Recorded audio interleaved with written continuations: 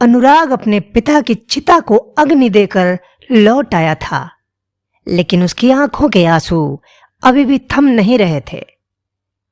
दोस्त उसके कंधे पर हाथ रखकर सांत्वना दे रहे थे, पर वह जानता था कि ये आंसू दरअसल उसके मन में चल रहे प्रायश्चित के आंसू हैं। उसे रह रहकर अफसोस हो रहा था कि वह अपने पिता को क्यों समझ नहीं पाया, क्यों उसने वह सब किया जिनसे पिता हमेशा दूर रहने के लिए कहा करते थे। अनुराग अब बिल्कुल अकेला हो गया था। अब उसे कोई बोलने वाला नहीं था, कोई उसे प्यार और निस्वार्थ भाव से समझाने वाला नहीं था। वह एकांत में जाकर फिर फूट फूट कर रोने लगा।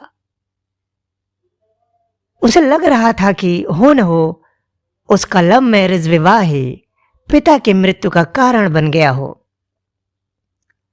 अभी पिछले महीने ही तो उसने पिता को बताए बिना अपनी मर्जी से मंदिर में शादी की थी।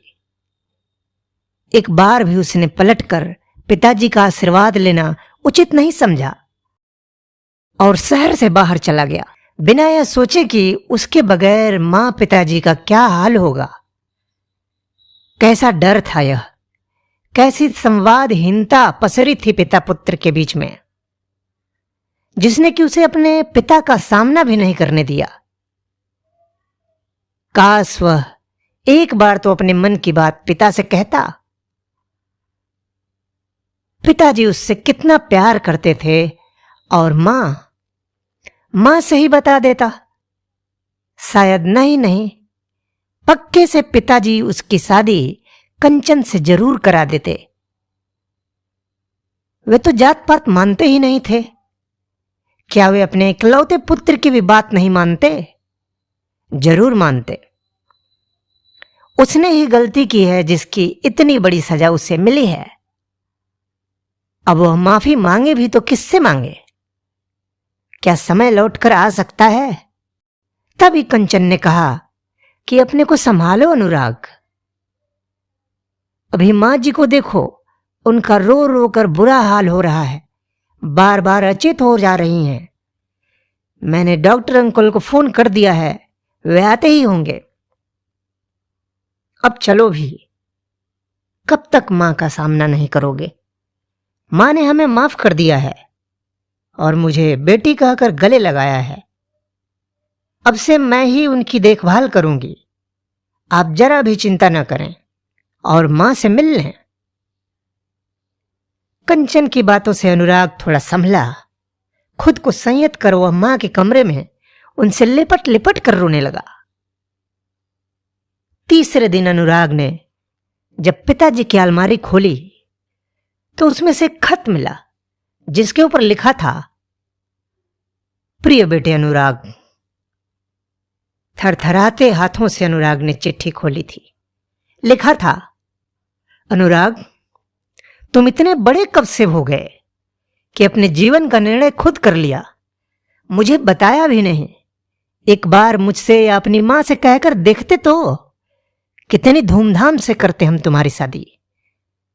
बचपन से आज तक तुम्हारी खुशियां ही तो देखी हैं हमने। जानता हूं तुम जिद्दी स्वभाव के रहे हो, लेकिन यह नहीं जानता था कि तुम मुझसे इतना डरते हो।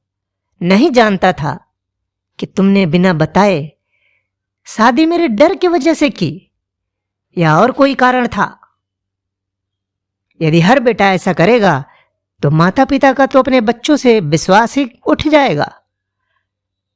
खैर, जो हुआ सो हुआ। अब भी घर लौटो। जब भी घर लौटो इस विश्वास से लौटना कि यह घर तुम्हारा है, हम तुम्हारे हैं। अंत में लिखा था, काश तुम मेरे रहते लौट आओ। तुम और तुम्हारी मां नहीं जानते मुझे ब्लड कैंसर है।